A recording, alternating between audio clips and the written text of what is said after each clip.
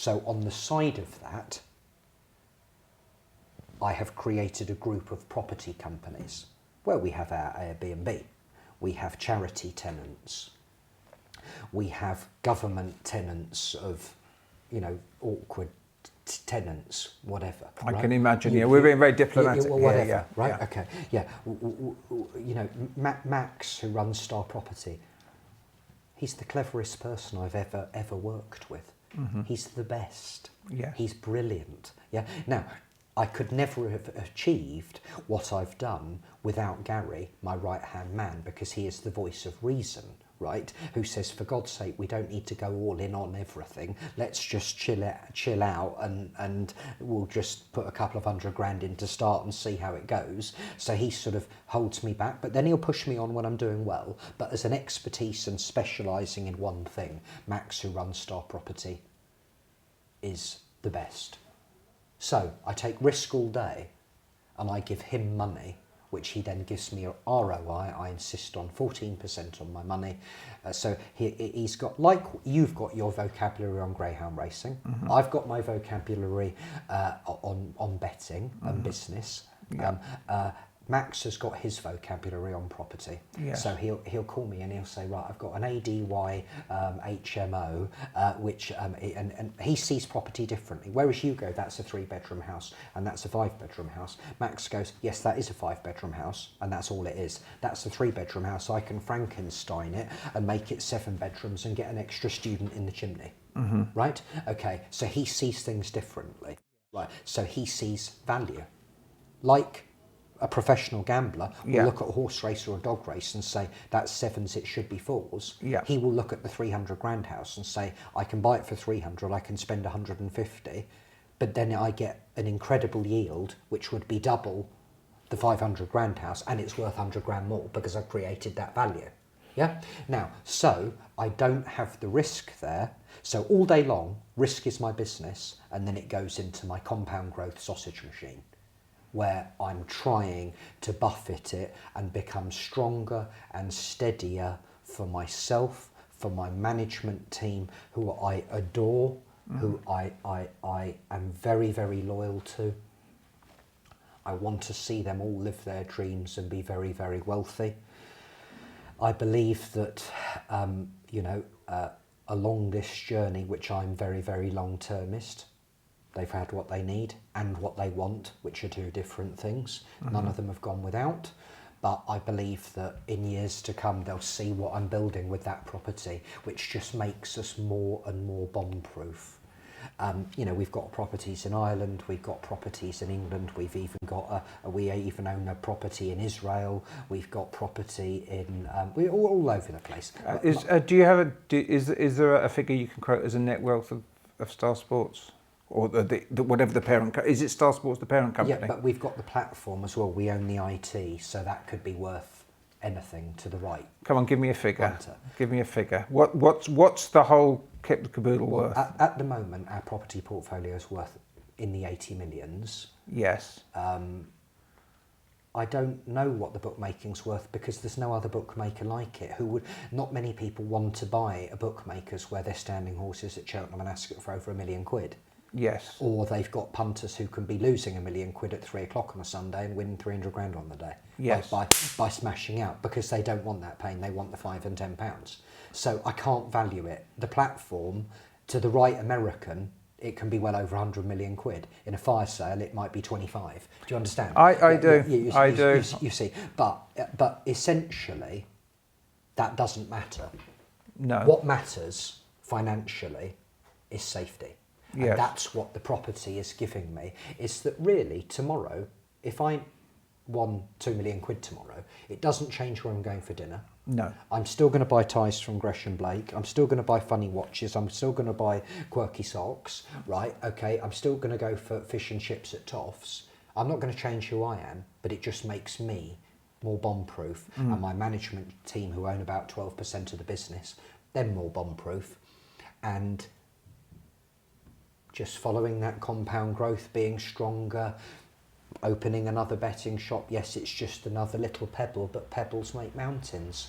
I think you're being way too modest, to be absolutely honest. I mean, to to be doing it in a market where I think there can't be any argument that the betting industry has suffered, or certainly great elements of it, Yeah. particularly your section of it. I mean, I'm not saying if you're an exchange or if you're going to be betting globally with the casinos or whatever, Yeah. maybe that's a different world. But from where you've come from, basically making a living in the early days from greyhound racing and then your horses, that is some achievement, again, to diversify into other businesses. Look, to make them successful as well. I'm going to take the compliment, and I'm grateful to you, but time is the test. You've achieved as a newspaper owner because you've done it for decades. Yes. But anybody can do it for 5 minutes and look cool. You'll say, call me back in 10 years when you've had the ups and the downs, and Robert Maxwell or Rupert Murdoch have had a go at you. We'll see how you're getting on then. Yeah? Now, with a bookmaker, there's good and bad runs, and time is also the test. But I don't believe that the industry is a desperately difficult industry to earn money from. I don't believe that at all. I believe that a poor workman blames his tools or tries to sell them with a system. I believe that if you take and you understand that it will take decades, I've got a brilliant phrase for you in business. Max Scott, who I told you is brilliant, he runs Star Property. Yes. He said the human mind overestimates hugely what it can achieve in a year because there's each season. Yes. And remember, it can take some people over a year to get a licence. Takes people months to reply to emails. So the first year is getting past the bureaucrats. Yeah. Right? Year 2 is getting rid of the wallies around you, right? And the corrupt people. Yes. Year 3 is saying, well, we started our business doing these 3 things. We're only actually good at one of them. And year 4, you're really then kicking on. And If you're still playing. Yeah, yes, but as long as you've got the good people and you've chosen the good bit that you're good at, so year 4 it's going really well, isn't it? Year 5, cool, we're doing well now. Then you can start adding in other stuff that helps, that doesn't require lots of extra stuff, like spread betting. Yes. So you've got your fixed odds customers. Do you spread bet? You've got your betting shops, the big punters. We take big bets. Do you want to bet with us on the phone? Do you want to bet online? You get your pitch at the races where you do lots of attention seeking and social media, and you give everybody a leaflet who's got the binoculars and the rollover members badges, or they look like they're puntery. Yes. Do you bet? Do you bet on the phone? Give them a pull, bit of chat, have a cigar, have a sweetie, have a bit of, get to know them. And all of these things feed in. So it's very kind of you to say, "Oh, Ben, you're very modest," and all the rest of it. But I'm dealing in facts. I'm dealing in facts. But it takes time. There's nothing genius. Okay. That's happened. Okay. I'll throw something back at you then. Betting shops. Yes. Perceived wisdom generally. Yeah. We don't need betting shops. You've got William Hill. Well, obviously was sold. And the new company ditched the betting shops. Any number of betting shops have been swallowed up by the smaller independents. Have all gone. They've all been swallowed by the big ones. Star Sports, Ben Keith decides, no, we're going to go out and buy some betting shops. Yes, but that doesn't mean, when you said all that other stuff, it doesn't mean that the game's gone. People love saying the game's gone. Yes. When people say the game's gone, they're gone. Yes. The game will never be gone. Yeah. Right? Hundreds of years after we're both dead and nobody knew who Floyd and Ben were, right? People will be betting more than ever. They will be. And they'll bet on everything, and there'll be even more new ways. It's half bingo, half fixed odds, and they even chuck a spread betting thing. Not arguing with that, but talking shops. I know, I understand. Yeah, but shops aren't gone. People who say shops are gone, their shops have got dirty toilets. They've got the managers who sit there texting all day. You go in and ask for a bet on the Oaks. They say, "What's the Oaks?" Yes. Yeah. Okay. And if you want more than 50 quid on, there's a 20-minute stewards at the counter because no one at head office answers the phone. Yes. That doesn't mean betting shops are gone. No. How about the profile of the punter, though? So many people who say they went into their local shop, maybe for the reasons you're saying, and there were 2 staff and one punter. You think the punters are there if you provide the adequate service and give them a good experience in those shops? Yes, I like competition areas. Yeah. Something I've learnt is that there's the odd shop where you'd go, cool, that's a good one. I could say to you, I've got a demographic, 15,000 people. I like it, that you know, it's not a sort of vegan area. It's not a very posh area. It's got a puntery demographic. Yeah. You go, cool, that's good. And I go, it's all right, but it is what it is. Yeah. So I've really taken the shop over. I've done it out really nicely. I've got really nice staff working in there who are interested and keen. But there only is that cake. Yes. And that was the same cake that was there before. Yeah. Now, actually, I'm really not wanting to sound cocky, but it's just a true thing. I want there to be a Betfred, a Paddy, a Ladbrokes, a Corals and a Hills, and I'll get myself in the middle, and I believe I can outtrade them. Not with 8 places on the golf and silly stuff like that. If you want all of that, you must go to Paddy Power. Yeah. Don't come and moan that I don't do it, because I don't do it. Go to Paddy Power. Please go and bet with them, right? But if you want to have the manager, the cashier, who are friendly, who remember your name, what tea you drink, how you like your coffee done, nice clean toilet that's not locked with the out of order sign that's been there for 3 years, and you know, we've got comfortable seats that you won't lean back in and break your back because they're knackered, right? And nice people in the shops, a racing post, and the manager's got a bit of racing talk, and there's no messing about to have a bet. Come to me. So it's as much of a social and a comfort thing as far as you're concerned. If you're all basically delivering the same product, your edge is giving someone a nicer experience in your shop. Is that what we're saying? You said earlier that people can't fake passion. That's why people buy and read the Greyhound Star, because you're punchy. Yes. You shoot from the hip. Some people will like the things you say, some people won't like them. Lots of people will have different opinions on you. Nobody will say that you lack integrity and passion, right?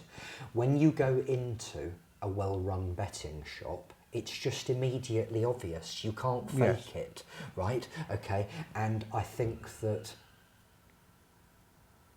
as long as there's people playing sport and there's horses running up a field and dogs running around a sand track and people have got money, they'll be going into betting shops and placing bets on it, won't they? Yes. But the other thing, it fits in to that, you know, food chain that we learnt at school, where there's the lion at the top and at the bottom there's an ant or a worm or whatever. Yes. But they all feed each other. Yeah. You see, so my shops on their own wouldn't be a very good business. No. Bloody good business when I can stick high rollers into the online and phone though, isn't it? Right, okay. My on-course pitches would be a bit boring if I couldn't give binocular people and owners, get the odd big owner, 10 grand punter, I've got him on the phone. Wow, you talk about paying 150 grand for a pitch at Cheltenham or whatever, that bloke lost it in 2 weeks. Do you know what I mean? Yes. It would be crap without that. Yeah, my spread betting would be crap if it had to have its own management team. But it's been going for 1 million years, it ticks over, and it gets the odd punter from the fixed odds and vice versa. And they all fit in together. These things take time, and doing them properly, there's not genius.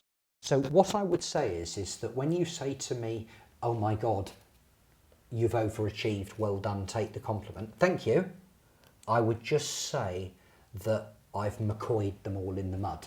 Yes. I've stayed on and just kept going and made sure that I keep laying 6 to 4 about 13 to 8 chances.